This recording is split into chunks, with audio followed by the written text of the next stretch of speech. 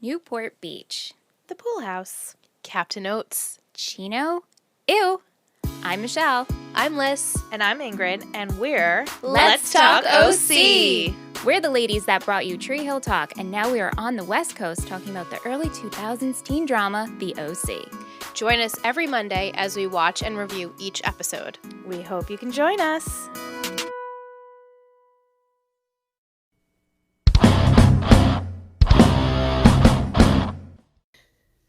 Bird's a word. Bird's a word. Sing it, Wes. Bird's a word. Bird's a word. Bird's a word.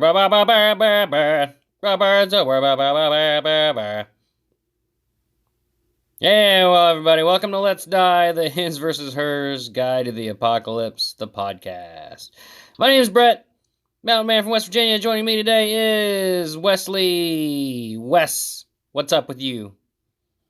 Not a lot, just enjoying my after holidays. Yeah, well, this episode's going to come out way after the holidays, so, but yeah. Still after the holidays. Birdbox just came out, folks, and we've just had our Christmas festivities, Winter Kill, happy Winter Kill, one and all. Wes, did you get anything nice for Winter Kill? Winter Kill? Nah. Just clothes and random objects like that. Hey, I will say one thing about that. When you're a kid and you get clothes, it's like the worst thing ever, and you're like, oh, I don't want this. But when you're like an adult and you get clothes, you're like, oh, sweet, I don't have to buy my own clothes. Exactly. That's about the only good thing about it. Yeah, like I needed socks desperately and just drag my feet with buying socks, and I'm like, how much is it for a pack of socks? What? That's for highway robbery. They expect me to walk around here barefoot. But yeah, I got some, long story short, I got some socks for Christmas, and it was good. So yeah, clothes are good. I got some moonshine. It was a good Christmas. I'm not drinking right now. Right now I'm drinking Swilled Dog hard cider, caramel apple, caramel apple, sweet cider. And I'm drinking water. You're just a party pooper, man. This Swilled Dog is brewed right here in West Virginia. Hashtag get swilled. I like it. It's in Franklin, West Virginia. Have we ever been to Franklin? Franklin, West Virginia. I can't think of where that's at. I might have. I've been a lot of places much.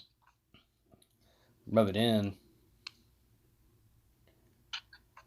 Swilled Dog. So yeah, thank you, Swilled Dog. It's delicious. Send us stuff. But yeah, anyway, Birdbox. Wes, Birdbox. Birdbox is the word. Pox. Yep. We watched it. We watched it together. Yes, we did. And it turns out it's a post-apocalyptic movie. And guess what our podcast is sort of semi-about? Post-apocalyptic stuff. I know. It's ridiculous. So, movie starts out. Sandra Bullock, not Sarah McLachlan, like I keep wanting to say. In the arms of a bird box. You wanna jump in here, Wes? I think you got a good handle. Okay. Far away. All right. So she's preggers. She got a baby. Actually, no. Does it start in the post-apocalypse or before that? I think it starts during the post-apocalypse when they're like loading up onto a boat, right? Yeah, it's the first few scenes are her getting on the boat with the kids. Yeah, and throughout the movie, they're going back and showing you the events that led up to that point. They go back and forth in the events, as the story unfolds, they go back and forth in explaining things. Yeah. Spoiler warning for anybody that's not watched a free movie on Netflix that came out December 21st, 2018. You've had a minute, If it bothers you that much, press pause, go watch it, and come back. But anyway, it was also in select theaters in other countries. Yeah, well, the same thing with Annihilation. Annihilation was another movie that came out I saw that in theaters. Found a theater that was showing it because I was really excited for that one. That was another one that came out in theaters here first before it came on Netflix. Yeah. But for countries that don't have Netflix, I believe Bird Box was released in select theaters for their countries. Is how it worked. Ah, okay. Anyway, so it's Sandra Bullock and a couple of kids. There's a boy and a girl whose name are what, Wes? A boy and a girl. Yeah, their names were boy and girl. Which that's one thing I didn't understand about the movie, really. But anywho. Well, no. I understand. I understood that part very well because the fact she didn't want to give, because if you explain that, she didn't want to give them hope. She just didn't want. Because you know how she was talking about with the guy. She didn't want to give the kids hope. I understand that, but what does that have to do with giving them names? It's just like a general consensus, like saying that she didn't want to give them names in a post-apocalyptic world until they were strong enough to survive. I guess that's the way I read. Yeah, I don't quite get it, but it seems to me you would want a name, an identifier, so you can say, "Hey, where's XYZ?" But anyway. Yeah, but you got to think at that point when she was trapped in that house, she was thinking she might not ever survive past that house. Right. Or then. Okay, anyway. So they're loading up into a boat, and they got blindfolds on. They're using like fishing line as like a guide wire, things like this. They're totally blindfolded, and she explains to the kids that if you don't leave your blindfolds on, you will die. If you look at whatever, you will die. You're gonna die. Kid, you're gonna die. Wes, do you know what she told them? They gonna die. They gonna die. They gonna die. She's like, don't. She was very clear. She says, do not fuck around. You gonna die. So yeah, and then we go back, and throughout the movie, we're getting like flashbacks to before, and it's actually some really interesting, like, end of the world scenario. It's like, at first, it's portrayed as kind of like a disease that had inexplicably started to spread, but it becomes apparent that it's not a disease, right? Like, once you see it or them. Actually, it's more like them, really, isn't it? Yeah, it's more than one. Yeah, it's like once you see one of them, your eyeballs, like, go bonkers, Lovecraftian style. I think it triggers something in their brain and then just makes you suicidal.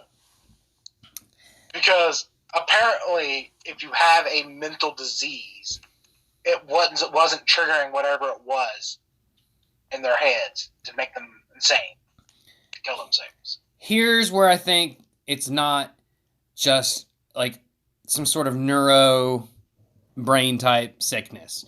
I think because we saw whenever one of the things was approaching, we actually saw it affecting the physical world around it. You know, leaves would be swirling around and branches would move and things like that.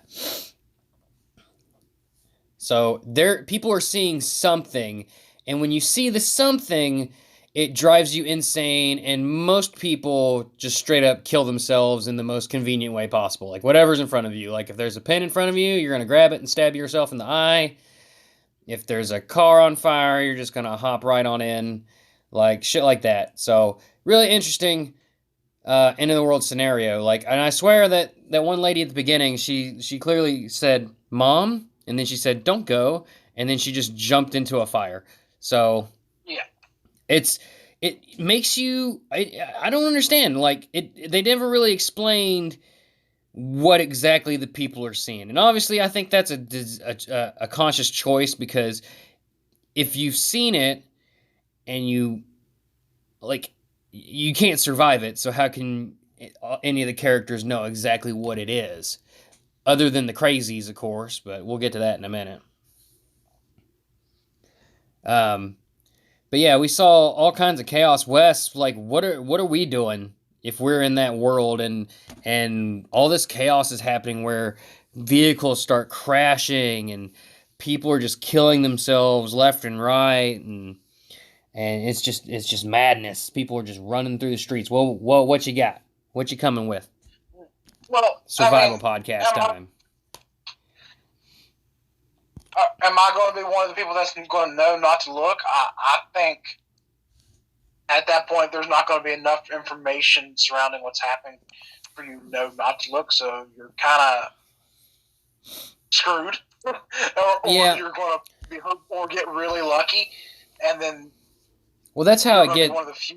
That's how they got most people. That's close to indoors. Yeah, that's how they got most people, though. You know, like people just didn't know the parameters of the apocalypse, right? They just didn't know. They were running from it, from somewhere, something they didn't know what it was. They were driving from something they didn't know what it was. And they're not going to try to run from something while not looking. Because that's definitely not going to be your first thought. So really, for this apocalypse, it's going to come down to a little bit of luck, right? Like you're going to have to see. It's going to come down to a lot of luck. Well, yeah, I mean, it's basically going to have to be, all right, you're in a situation where someone near you or people around you have seen it, like you've seen them see it, is what I'm saying. Like or you kind of get their reactions to them saying something and then that and then yeah. Well, and you know what? Actually, you know what's gonna be? You know what would kill me? I'm already dead. Like if I see someone like entranced by something, what's your first reaction? Your first reaction is to look in the direction that they're looking to see what it is that they're looking at. I probably wouldn't be the first batch. I would honestly be more like the second guy that was trying out looking at them through the video. That batch would probably get me. Okay. Because I would probably be one that would try to look through them digitally like he did. Okay, so for context, you know, we're not gonna go over every little bit of the story. There's plenty of podcasts that go into horror movies like super detailed. Looking at them through digital like lenses, like phones, like looking through your like thinking you could. I'll walk looking at myself. In the movie, the group of survivors, including Sandra Bullock, the idea was to look through the security cameras on the house. So they taped the guy up, and he just was watching through the security camera, and sure enough, he saw one of them. And what did he do? Did he just like smash his head against the desk until he just was bled out or something? He basically there was a chimney or like a fireplace kind of looking thing in his room, and he just tipped his chair over and smashed his head on it. Yeah. So through that experimentation, Wes is dead. So I died at the beginning, and now Wes is dead. So we're both dead. Very good survival skills.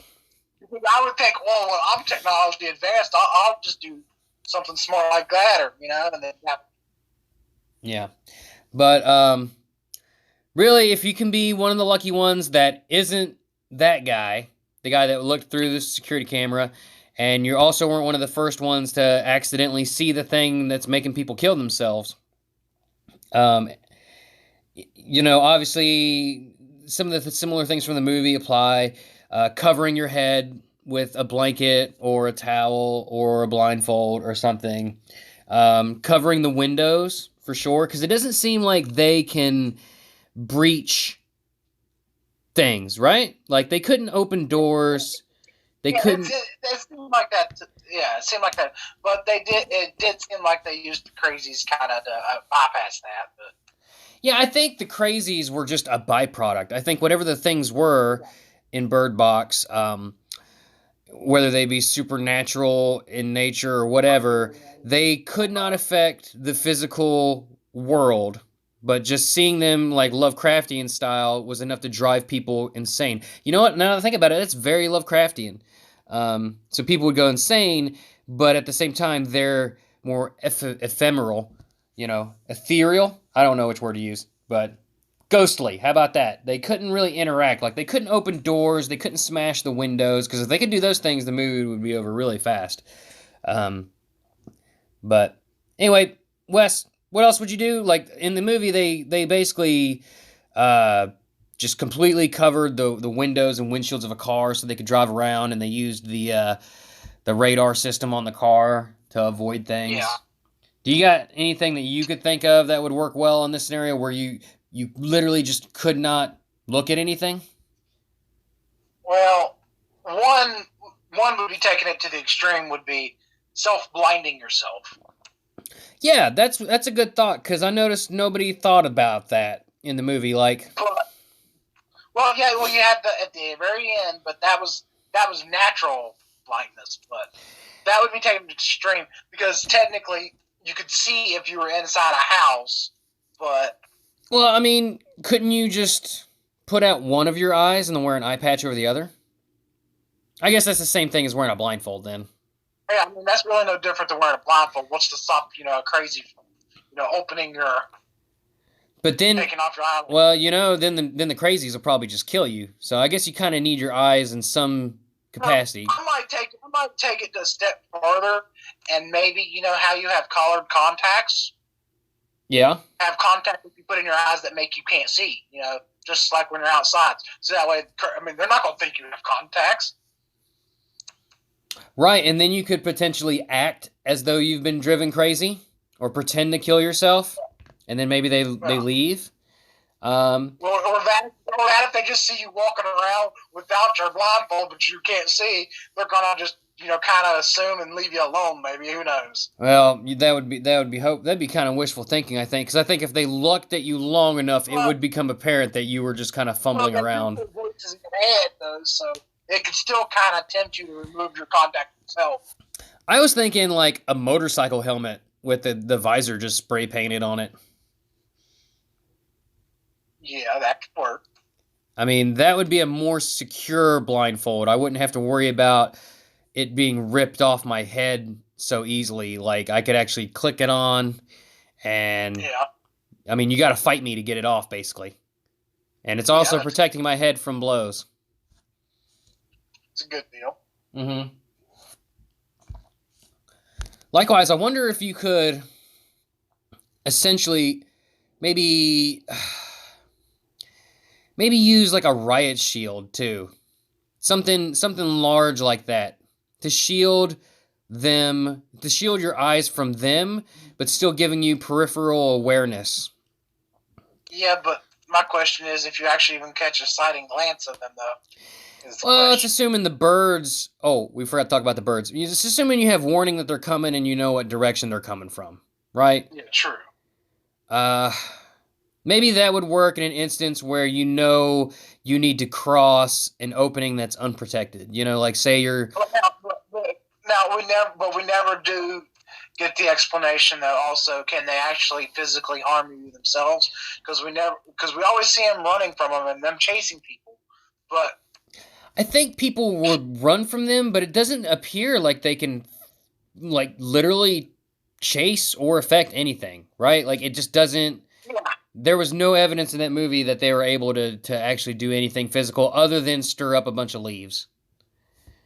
I mean, yeah, it's true. They did, but they also set off motion detectors on the car. So they have to have some kind of physical being to... Well, they're definitely creating movement of some sort because they, like, again, they're making leaves rustle around and move as though they were wind, but... That's an unknown. Yeah. Yeah, I don't know. I mean, obviously they defy classification, but if they could manipulate physical objects, then there was nothing stopping them from opening up that car door and then just killing everybody. Same thing with, like picking up a brick and smashing out the window of the house and going inside the house. That's another thing.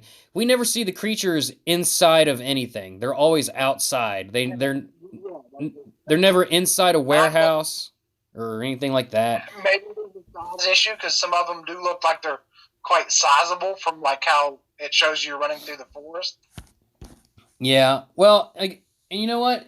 Something else is anytime someone enters a building, they took off their blindfold, like, almost immediately. So it's almost like a given that they couldn't enter places. What? They couldn't get inside. It's like they knew they couldn't get inside the building. Yeah, it's like they just did not exist inside structures. You could see them from inside structures, like you could look out the window and see them, but it's like they just couldn't be inside stuff because we never saw them. And like Sandra Bullock goes into this shitty old warehouse place and she takes that sucker off. There's and yeah, I mean, why wouldn't there be one just chilling out in there and being like, "Hi, here I am, go crazy now." I hope that's what they sound like too. Hi, Wes. I'm just gonna get a tent and walk.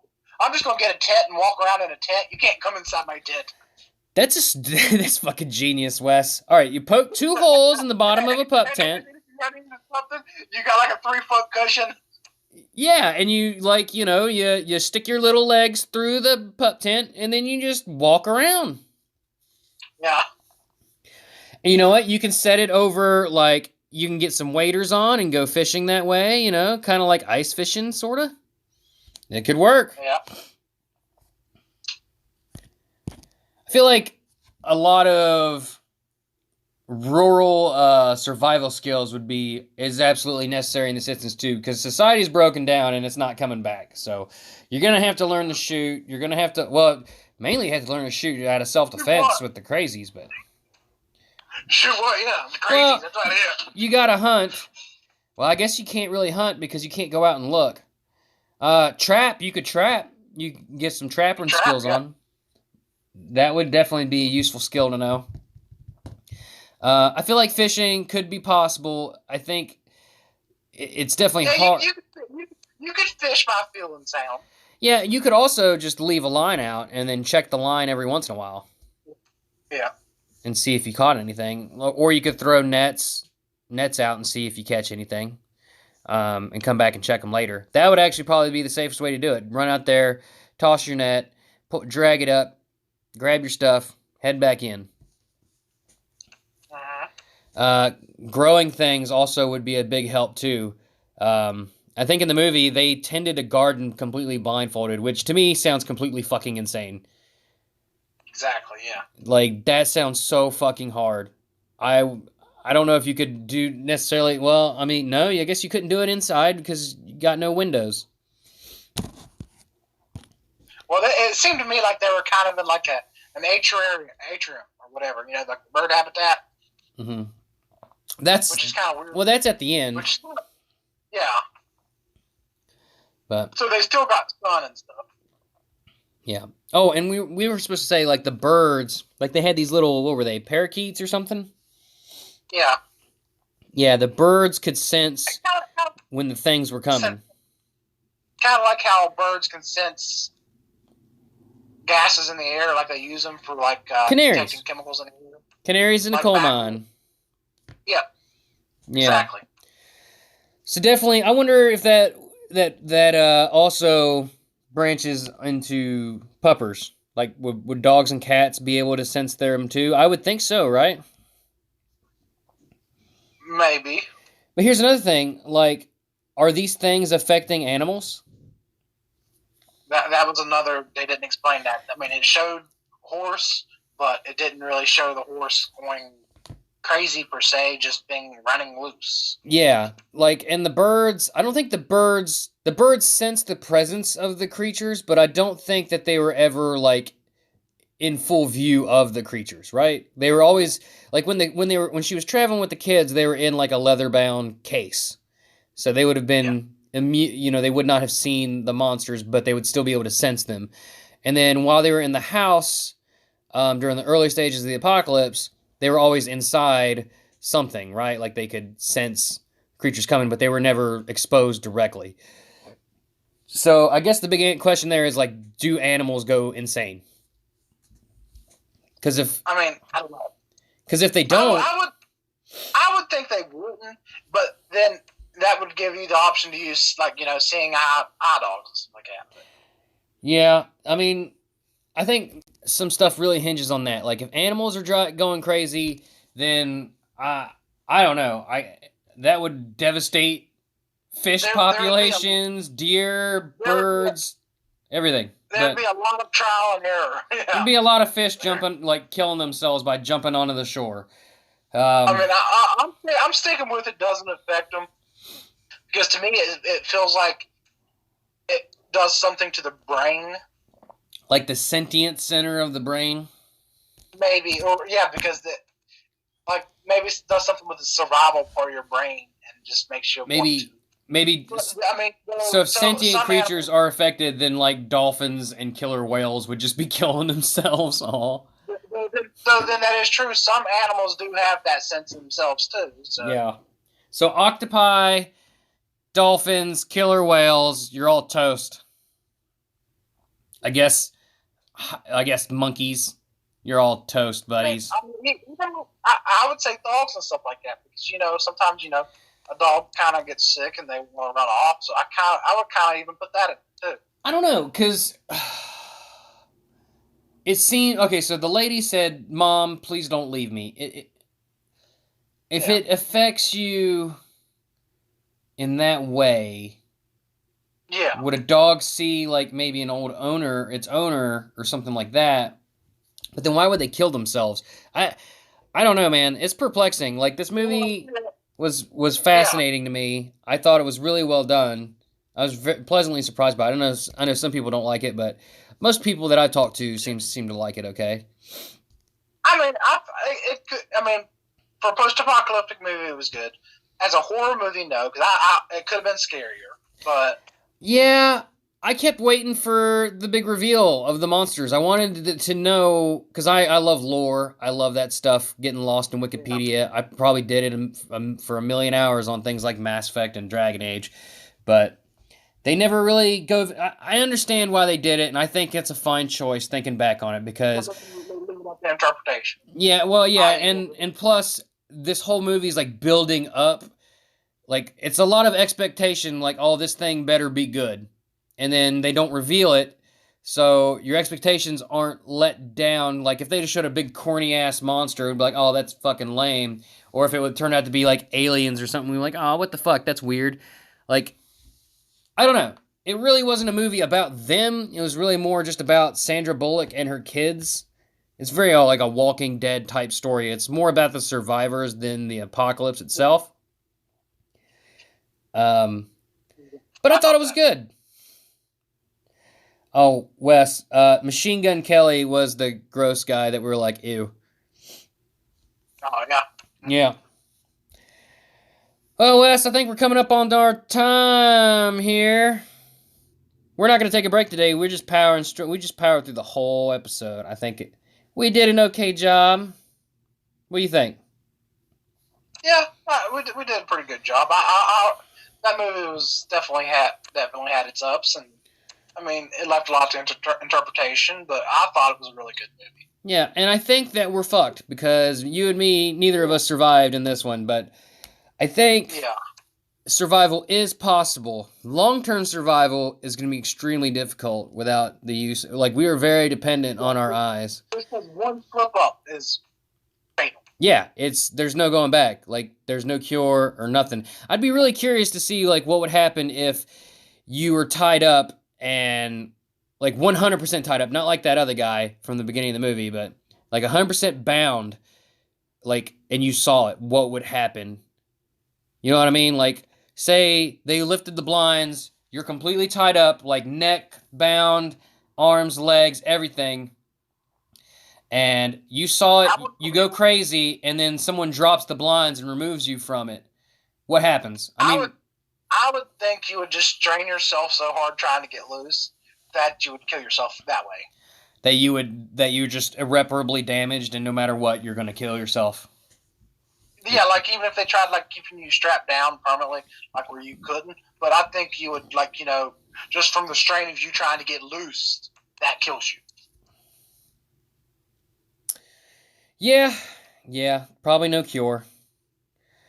Probably because no cure. You would probably rip a tendon or something, with your muscles, and then bleed internally or something like that to that effect. Oh, and just to wrap up one more loose thread, the crazies were people that were already fucking nuts, and then when they saw the things, I mean, they were still crazy, but they just were like, it's so beautiful, everyone has to see this.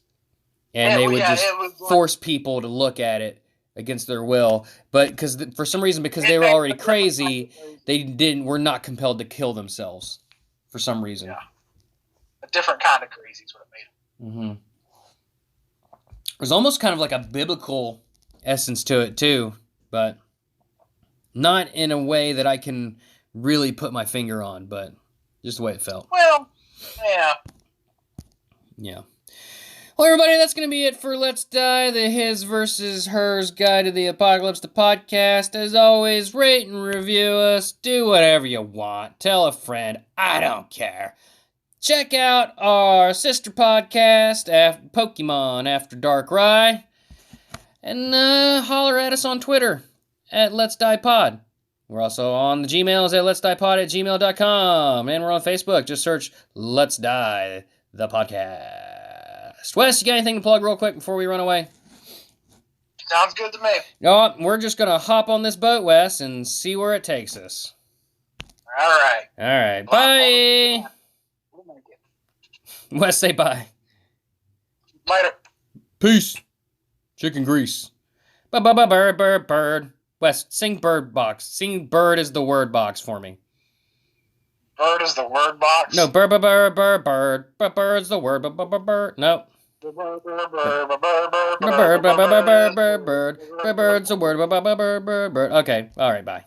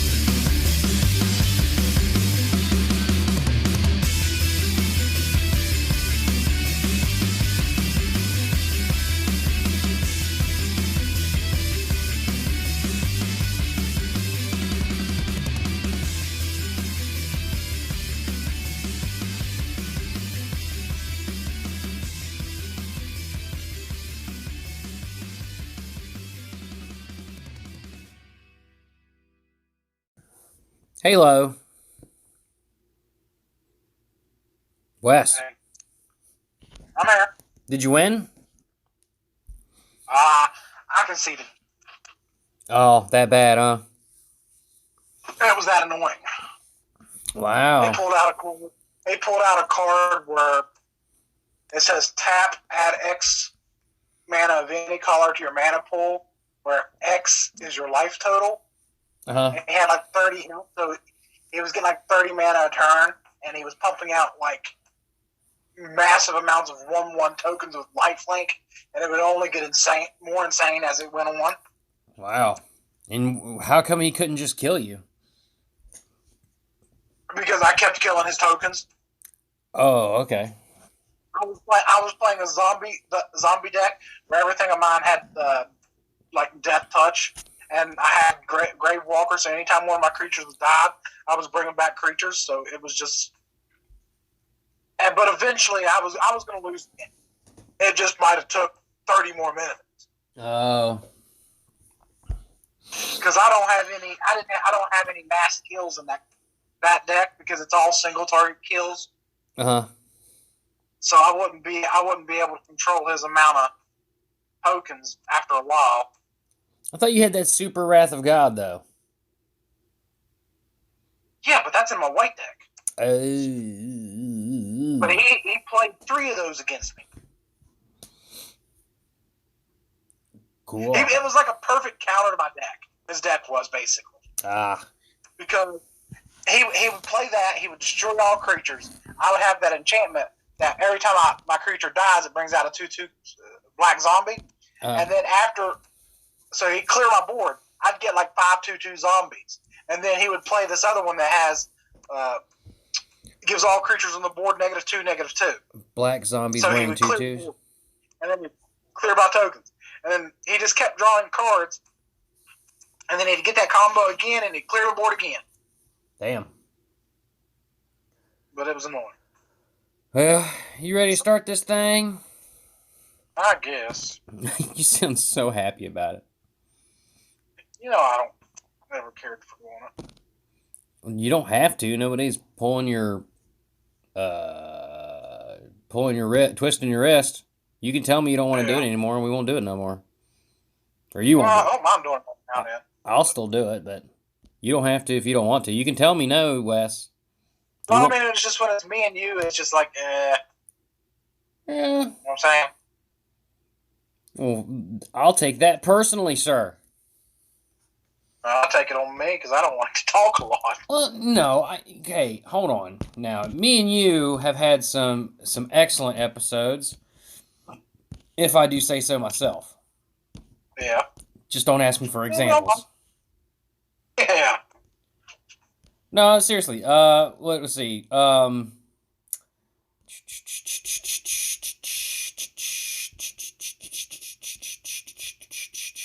I thought World of Westcraft was good. Road to Dragon Con I thought was good. I mean, it's really poor quality, but I think it's good. Soapy Janitor, that one, I don't know. It wasn't real good. Hopefully my internet stays good because it's been shitty the last few days. Well, through the magic of editing, I can make it sound like you're here the whole time. It didn't do it yesterday. Well, it did some of it yesterday. Like yesterday, my internet it keeps slowing down, making me reset my route. You know what? The Ho Ho Ho Holiday Special. That one is like our best episode we've released together. Oh yeah. Yeah, dude, that shit was funny. I've listened to it like 4 times. It's funny. Yeah. Because you're a very even-keeled, sort of dry humor versus the over-the-top Santa character. So I think I'm really tired. it was good. I liked it a lot. Alrighty, let me hit the